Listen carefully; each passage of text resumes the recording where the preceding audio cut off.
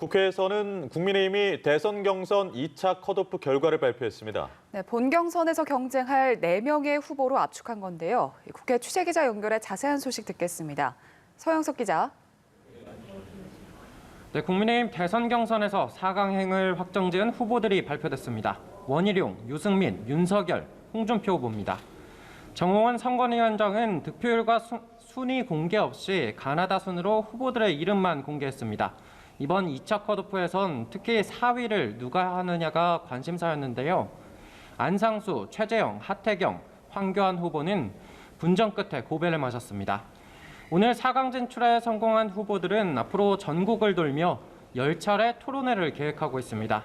최종 후보 선출은 다음 달 5일로 예정돼 있는데 당원 투표의 비중이 50%로 늘어나는 만큼 앞으로 당심 잡기 경쟁도 더 치열해질 것으로 보입니다.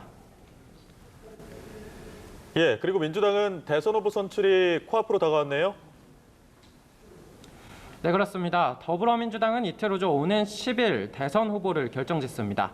어제 마감된 3차 선거인단 온라인 투표율은 70%를 넘어설 정도로 관심이 뜨거웠는데요. 내일 경기 순회 경선과 10일 서울 순회 경선을 마치면 최종 후보가 결정됩니다. 운명의 날을 앞두고 선두를 달리고 있는 이재명 후보는 오늘 외부 일정 없이 경기도정 업무에 집중하는데요. 숨을 고르며 대장동 의혹 국면에서 치러지는 경기도 국감 준비를 할 것으로 보입니다.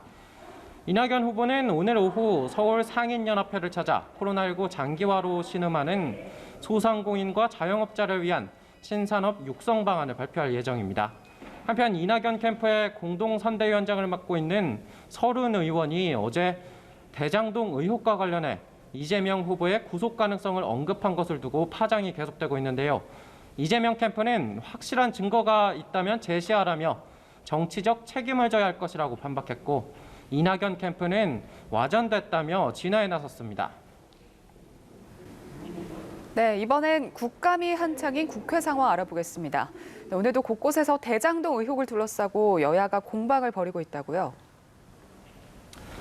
네, 그렇습니다. 아침 회의부터 여야는 국감에 앞서 전초전을 벌였습니다. 먼저 민주당은 국민의힘 김웅 의원과 제보자 조성은 씨의 녹취록 복원을 고리로 국민의힘 윤석열 후보를 둘러싼 고발 사주 의혹이 사실로 드러났다며 공세를 폈습니다.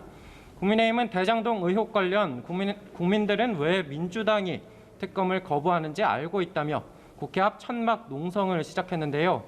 이러한 기류는 닷새째를 맞는 오늘 국감장에서도 이어지고 있습니다.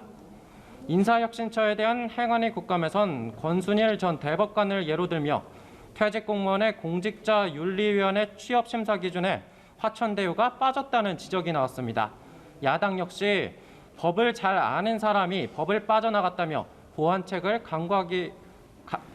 광고를 촉구했습니다.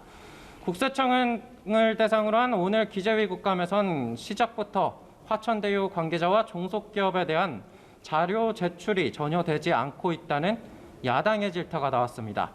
여야를 떠나 화천대유의 납세 기록을 봐야 한다는 요구가 쇄도했고, 민주당에선 철저한 세무조사를 촉구하기도 했습니다. 각 지역 고등법원을 대상으로 한 법사위 국감에서도 대장동 개발 사업 관련 각종 분쟁과 소송이 도마 위에 오를 것으로 보입니다. 지금까지 국회에서 전해드렸습니다.